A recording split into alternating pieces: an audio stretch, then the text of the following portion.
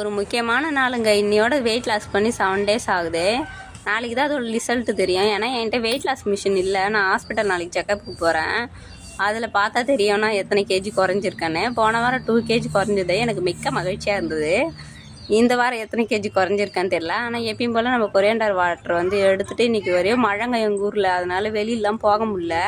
அப்புறம் 2 தோசை, ப்ரோட்டீனுக்காக முட்டையும் ஆம்லேட்டும், அப்புறம் வந்து கோவக்காய் சொரக்காய் பொரியல் நிறைய எடுத்துக்கிட்டேன். அதே வயிறு ஃபுல்லாகிடுச்சு.